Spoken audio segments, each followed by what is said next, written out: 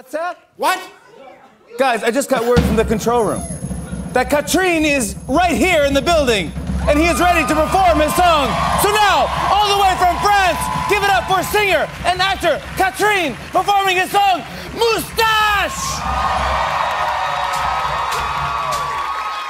Philippe Catherine, de son vrai nom Philippe Blanchard, venant d'une famille catholique et traditionnelle, est un chanteur aux multiples facettes, à la voix étrange, proche d'un canard, d'une calvitie qui atteint la galaxie, en donnant des chansons grandiloquentes, teintées d'humour et ne faisant partie d'aucune variété française, classique ou populaire. Enfin, dans les magasins de disques, ils le mettent dans la catégorie du genre musical rock. Cet artiste est une anomalie, un mystère, une incohérence totale avec des chansons qui te rendent stone après les avoir écoutées et regardé ses clips. Eh tiens frère, fume-moi ça, je te jure, ça défonce grave sa mère. Ah non frère, c'est bon, moi j'en ai plus besoin de ça. Tu vois là, je m'écoute du Philippe Catherine et je te jure, ah mais c'est la bombe. Et je te dis pas, mais ça m'a complètement foncé, frère. Je vois des étoiles partout, je vois la galaxie. Ah mais je te laisse, je vais écouter ça. Oh putain, oh ouais. Écoutez du Philippe Catherine et vous ne fumerez plus de la weed. C'est l'éclate totale. Attention, écouter trop de variétés françaises peut nuire à l'état de votre cerveau mental. Cool, cool, cool, cool,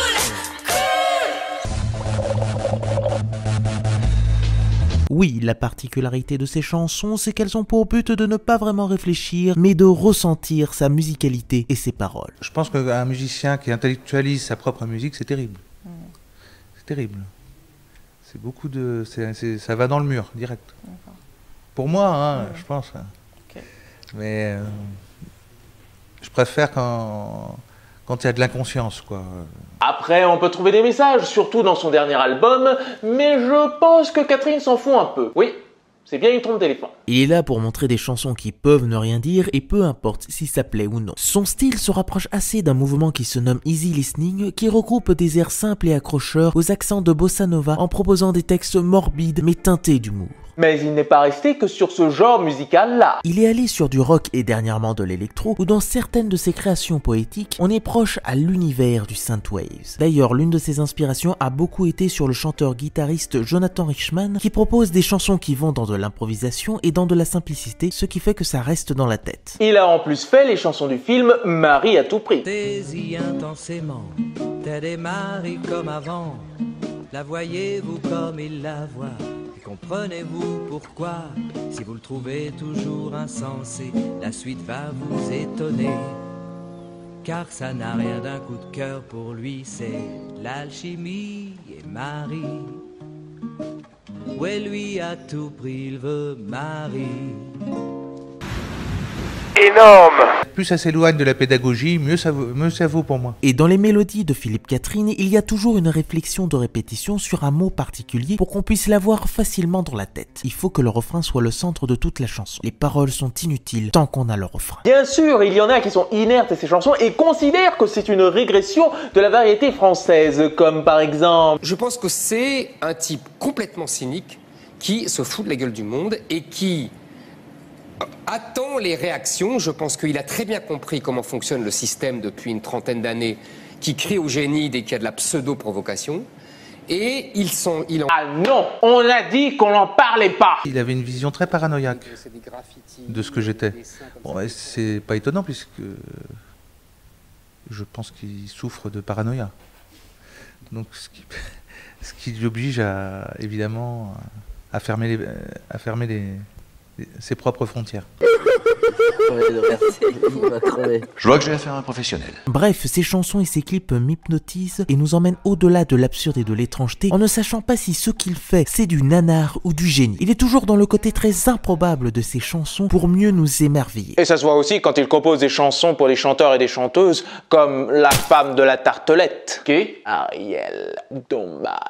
Par le crâne ancestral de Valéry Giscard d'Estaing, nous venons d'entrer dans la 4e dimension. Regarde-le comme il nous regarde. Oh, Saint-Sébastien. Oh, Saint-Sébastien. Oh, Saint-Sébastien. Oh, Saint-Sébastien. Saint-Sébastien.